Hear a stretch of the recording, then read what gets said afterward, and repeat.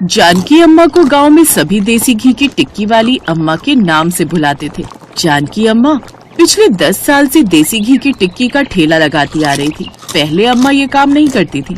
अम्मा ने ये काम अपने बेटे की पढ़ाई लिखाई के लिए तब शुरू किया था जब अम्मा का बेटा मोहित कॉलेज की पढ़ाई के लिए शहर गया था। बेटे के कॉलेज की फीस भरने के लिए जानकी अम्मा ने देसी घी की टिक्की का ठेला लगाना शुरू किया और आज जब बेटा पढ़ लिख कर अच्छी नौकरी पर लग गया तो अम्मा को भूल गया। अरे यार, मैं जब भी अम्मा के ठेले पर देसी घी की टिक्की खाने आता हूँ एक बात नोटिस करता हूँ। अम्मा ये एक पत्ता टिक्की का किस लिए बना कर रखती है? तुम्हें नहीं पता? अरे मुझे तो ये बात पहले से पता है। अरे अम्मा ये टिक्की अपने बेटे के लिए रखती है। जब भी ठेला शुरू करती है तो सबसे पहले 2 टिक्की बढ़िया सी तैयार करके अपने बेटे के लिए रख देती है। तो बेटा यहीं पास में रहता है क्या? फ्री होकर आ जाता होगा खाने। भैया लगता है गाँव में नए आए हो। अम्मा का बेटा तो पहले कई सालों से मिलने ही नहीं आया, शहर में रहता है वो। जिस बेटे को पढ़ाने लिखाने के लिए अम्मा ने ये देसी घी की टिक्की का ठेला शुरू किया था, वही बेटा शहर में पैसे कमाते ही अपनी माँ को भूल गया। अम्मा पहले कई सालों से उसी की आस में टिक्की बनाकर रखती है कि शायद एक दिन उनका बेटा आएगा और बोलेगा अम्मा टिक्की दो। अब तो अम्मा को कम सुनाई देता है, थोड़ा तेज बोलना पड़ता है तब उन्हें सुनाई देता है। अरे अम्मा कैसी हो? ठीक हूँ बेटा। अम्मा बढ़िया सी करारी सी टिक्की बना दो। अभी देती हूँ बेटा। अम्मा जैसे बहुत सी खाने की चीजें होती हैं, उनमें से टिक्की का ठेला ही लगाना आपको सही क्यों लगा? और देसी घी की टिक्की ही क्यों? बेटा देसी घी की टिक्की मेरे बेटे मोहित को बहुत पसंद है। जब वो छोटा था तो अक्सर वो देसी घी की टिक्की बनवाता था। फिर जब वो कॉलेज में आया तो पढ़ाई के लिए पैसों की जरूरत थी। मैंने उसी की पसंद की देसी घी की टिक्की बनाकर बेचना शुरू कर दी। अम्मा आप अपने बेटे को पढ़ाने के लिए पहले ही कितने सालों से मेहनत कर रही हो। बेटे के लिए टिक्की बनाकर रोजाना आने की राह देखती हो। पर अम्मा आपका बेटा तो आपको भूल गया है, तभी पिछले 6-8 सालों से आपकी खबर तक नहीं ली। वही तो बात है, पर माँ तो माँ होती है। पूत का पूत बन जाए पर माता को माता नहीं होती। माँ माँ होती है जो अपने बच्चों से कभी रूठती नहीं। अम्मा भी अपने बेटे के इंतजार में नजरें बिछाए रहती हैं। पता नहीं अम्मा का बेटा कब लौटेगा। जानकी को पूरा गांव जानता था, इसलिए सब जानकी की बहुत इज्जत करते थे। जानकी ने कभी मौसम की परवाह नहीं की। गर्मी, सर्दी, धूप और बारिश में भी चाहे बाजार बंद रहे, पर जानकी का देसी घी की टिक्की का ठेला हमेशा लगता था। इधर अम्मा अपने बेटे की राह देख रही थी और उधर अम्मा का बेटा मोहित अपनी गर्लफ्रेंड सीमा के साथ शादी करने की सोच रहा था। देखो मोहित बेटा, सीमा हमारी इकलौती औलाद है। हम चाहते हैं कि वो हमारे साथ रहे। तो कहीं ऐसा तो नहीं कि तुम गांव से अपनी माँ को भी यहाँ ले आओगे और अलग रहने लगोगे? नहीं अंकल, मेरी माँ तो कभी शहर आई नहीं। पिछले कई सालों से मैं भी गाँव नहीं गया। मेरा ना तो गाँव जाने का विचार है और ना ही माँ को यहाँ लाने का।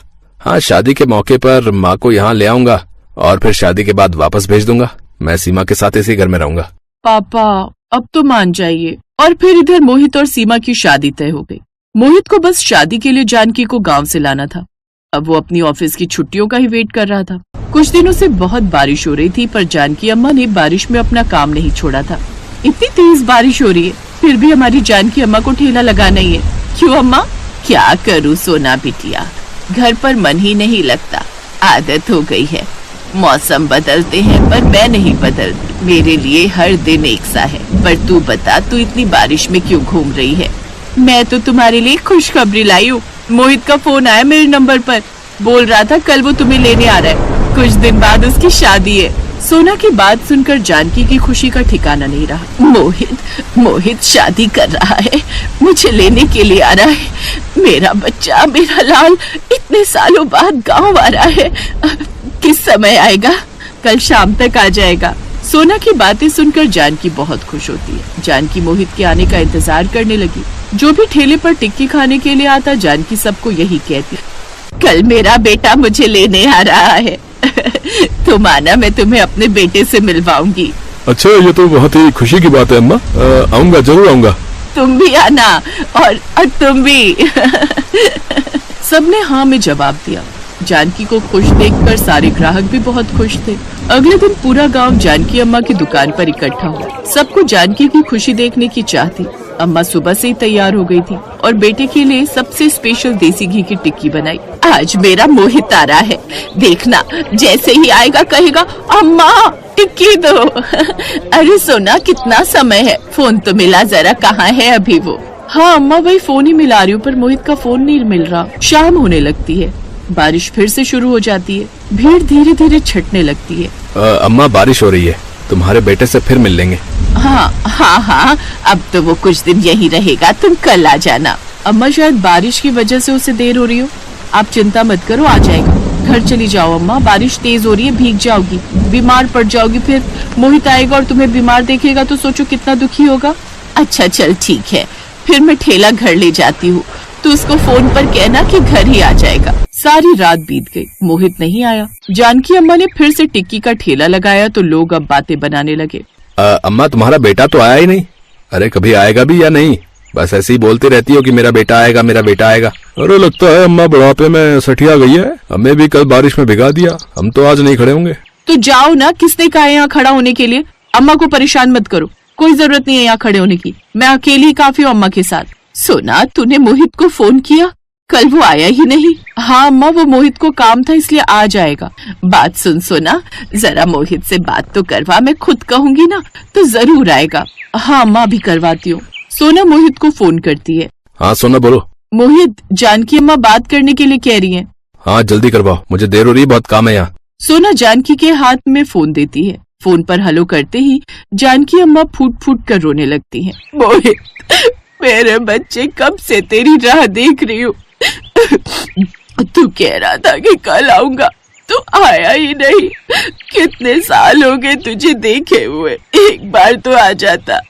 अपनी माँ से मिलने का तेरा मन नहीं करता, मेरी याद नहीं आती तुझे?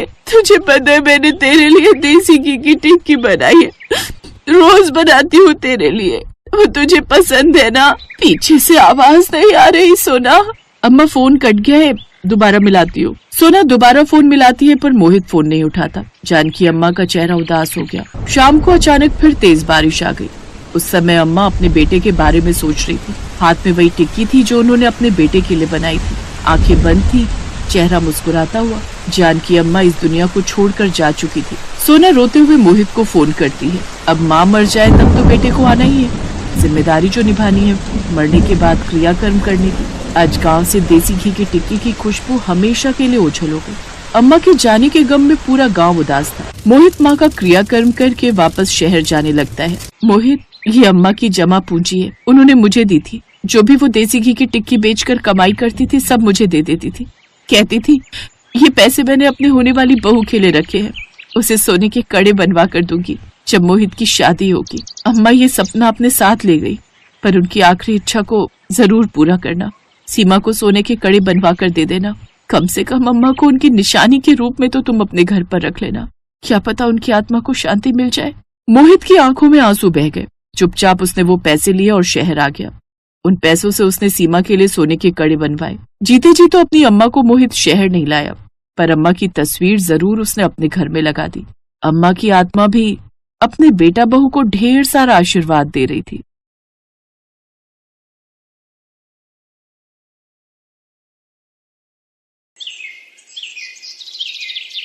सीमा एक गरीब परिवार से थी जिसके पिता पापड़ी चाट का ठेला लगाकर घर खर्च चलाते थे। उसके परिवार में उसकी माँ और उसके बाबा थे। एक रोज वो अपने स्कूल में लंच करने बैठी हुई थी तो उसने अपना टिफिन खोला जिसमें 2 रूखी सूखी रोटी रखी हुई थी, साथ में थोड़ा सा अचार। ये देख सीमा उदास हो गई। मैं तो तंग आ चुकी हूँ ये नमक अचार खाकर। पता नहीं बाबा का काम कब अच्छा चलेगा और हमें कब सब्जियाँ खाने को मिलेंगी। फिर जैसे तैसे मन मार कर उसने उस रोज भी अचार और रोटी खा ली। दरअसल सीमा का परिवार गरीब था और सब्जियों के दाम आसमान छू रहे थे और उनकी इतनी कमाई नहीं थी कि वो इतनी महंगी सब्जियां बनाकर खा सके। लेकिन रोज रोज अचार के साथ रोटी खाकर भी वो परेशान हो चुकी थी। उसी शाम, माँ आज मुझे सब्जी के साथ रोटी खानी है, कितने दिन हो गए सब्जी खाए हुए।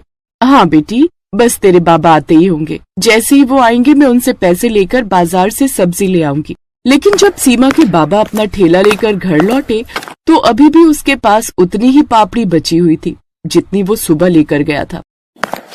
सीमा की माँ को समझते देर नहीं लगी कि आज भी कमाई नहीं हुई है, लेकिन वो सीमा का दिल भी नहीं तोड़ना चाहती थी। इसलिए उसने प्याज टमाटर का मसाला भुना और उसमें पापड़ी का चूरा डालकर उसकी सब्जी बना डाली जो कि सबको बड़ी पसंद आई। ऐसे ही समय बीता और सीमा जवान हो गई, उसकी शादी हो गई। सीमा को उसके ससुराल में उतना मान सम्मान नहीं मिलता था जितना कि उसकी बड़ी जेठानी कविता को, क्योंकि कविता एक अमीर खानदान से आई थी जबकि सीमा एक गरीब परिवार की बेटी थी। दीपक सीमा को पसंद करता था, इस वजह से उसने सीमा से लव मैरिज की थी। सास ससुर ननद घर में सभी बड़ी बहू कविता को ही अहमियत देते थे और सीमा को हर बात में पीछे रखा जाता था। माँ जी, लड़का देखने में तो बहुत सुंदर है, हमारी पूनम के लिए अच्छा रहेगा। पूनम, तुम्हें कैसा लगा? बाबूजी के मोबाइल में फोटो है, देखी तुमने? हाँ हाँ, पूनम को इन्होंने दिखा दिया है, हम तो बस तुम्हें दिखा रहे थे। तुम इस घर की बड़ी बहू हो तो तुम्हारी भी तो पसंद नापसंद का हम ख्याल रखते हैं। हाँ, मुझे भी सही लग रहा है, पूनम के साथ जोड़ी बहुत अच्छी जमेगी। मैं भी बस यही सोच रही थी कि आपको पसंद आ जाएगा, और जब मेरी भाभी ने पसंद कर लिया तो समझो मैंने भी पसंद कर लिया। माँ बाबूजी, मुझे लड़का पसंद है। पूनम, दिखाना तो लड़का देखने में कैसा है।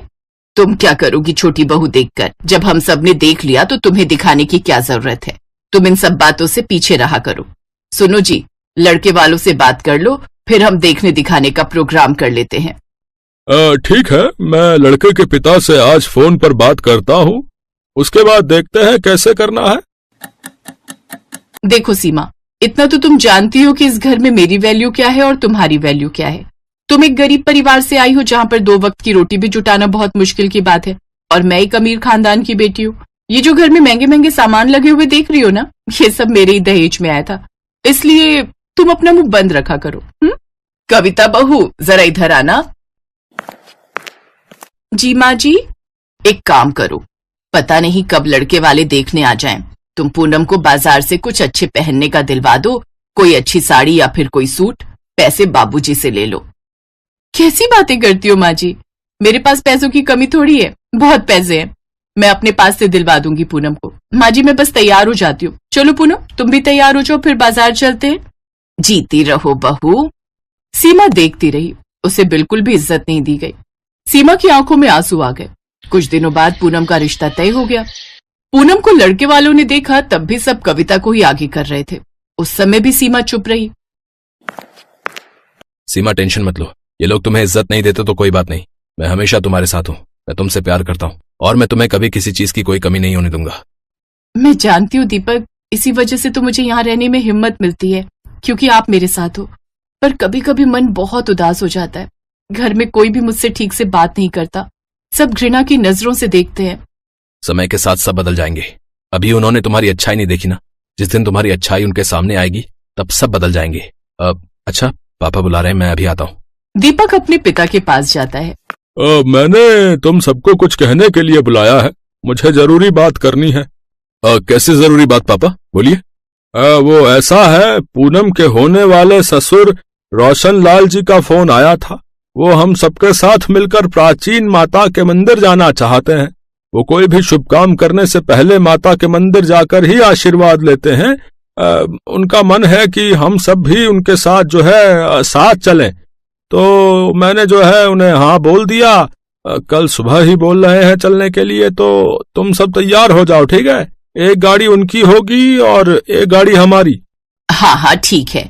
बड़ी बहू, तुम खाने पीने के सामान की तैयारी कर लो, रास्ते में भूख लगेगी और पूनम के ससुराल वाले भी होंगे, हमें ही इंतजाम करना चाहिए। पता नहीं वो लोग कुछ खाने का लाएंगे भी या नहीं। ठीक है माँ जी, मैं देख लूंगी। पूनम थोड़ी आलसी स्वभाव की थी, उसे घर के काम करने ज्यादा पसंद नहीं थे।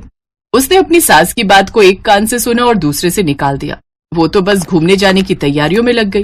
अगली सुबह 9 बजे निकलना था। सुबह किसी की भी आंख नहीं खुली, पर सीमा 4 बजे ही उठ गई थी। घर में सब सो रहे थे। सीमा को पता था कि अभी कुछ देर बाद सभी को सफर पर निकलना है और रास्ते में सबको भूख लगेगी, इसलिए उसने कुछ खाना बनाने का सोचा। अरे, घर में तो कोई भी सब्जी नहीं है, अब मैं सबके लिए क्या बनाऊं? तभी उसकी नजर सामने रखी पापड़ी पर जाती है, जो कुछ दिन पहले उन्होंने घर में चाट बनाने के लिए मंगवाई थी। वो उसी पापड़ी की सब्जी बनाकर तैयार कर लेती है, साथ में थोड़ी रोटियां भी बना लेती है। तब तक घर में सब उठ चुके थे। सब तैयार हुए और गाड़ी में बैठ गए। रास्ते में क्या खाएंगे ये किसी को चिंता नहीं थी, पर शायद एक सीमा ही थी जो समझदार थी और उसने खाने का सामान रख लिया। पूनम की होने वाली सास सीमा की सास के साथ ही गाड़ी में बैठी थी। सब मिलजुल कर 2 गाड़ियों में बैठकर यात्रा पर निकले। अरे, मैंने तो ब्लड प्रेशर की दवाई खानी है, पर दिमाग ही नहीं आया कि खाने का डिब्बा पैक भी किया, पर घर पर ही भूल आई। क्या करूं, उम्र के साथ साथ याददाश्त भी कमजोर हो गई है। तभी तो सोच रही हूँ पूनम शादी होकर घर आ जाएगी तो सब कुछ जिम्मेदारियां संभाल लेगी। माँ हम लोगों ने कुछ खाने का रखा था, माँ जी को दे देते ही दवाई ले लेंगी। कविता आगे वाली गाड़ी में है, एक बार पूछो अपने भैया को फोन करके। पूनम फोन करती है तो पता चलता है कि कविता ने खाने का कुछ भी नहीं रखा। सीमा गाड़ी में बैठी सब कुछ सुन रही थी। अब उससे रहा नहीं गया और वो बोली, आंटी जी वो मैंने पापड़ी की सब्जी और रोटियां बनाई हैं। वो घर में सब्जी थी नहीं, इसलिए मैंने वही बना डाली। बचपन में माँ बनाती थी, उन्हीं से सीखा था। अरे वाह, पापड़ी की सब्जी, ये तो सुनने में ही बड़ी मस्त लग रही है। पापड़ी की सब्जी बनाने वाली बहू, जल्दी से परोस देना। ये तो बहुत अच्छी बात है आंटी जी, मैं अभी सबके लिए खाना परोस देती हूँ। तुमने कब बनाई बहू? वो माँ जी सुबह 4 बजे आँख खुल गई थी तो मैंने सोचा कुछ खाने का बना लेती हूँ। सीमा ने एक प्लेट पर रोटी और सब्जी रखकर पूनम की होने वाली सास को दी। भूख भी सभी को लगी थी। सभी ने पापड़ी की सब्जी रोटियों के साथ खाई। सबको वो पापड़ी की सब्जी बड़ी पसंद आई और सबने सीमा की खूब तारीफ की। सीमा के चेहरे पर एक संतोष वाली खुशी थी। अगर सीमा सुबह जल्दी उठकर खाना न बनाती तो आज सब भूखे रहते। पूनम के ससुराल वालों पर भी बहुत बुरा असर होता। पूनम, तुम्हारी सीमा भाभी बहुत समझदार है। मैं चाहती हूँ कि तुम भी अपनी सीमा भाभी की तरह समझदार बनो और हमारे घर को पूरी तरह संभाल लो। सीमा, तुम बहुत समझदार हो। सीमा, तुम जैसी बहू किस्मत वालों को मिलती है। तुमने आज हम सब की इज्जत बचा ली। तुमने आज एक समझदार बहू होने का फर्ज निभाया। जीती रहो बहू, जीती रहो। उस दिन सीमा को एहसास हुआ कि जो ससुराल वाले उससे दूरी बनाकर रहते थे, आज वो सब उसे बहुत सम्मान भी दे रहे हैं और बहुत प्यार से भी बात कर रहे हैं। Best buddies.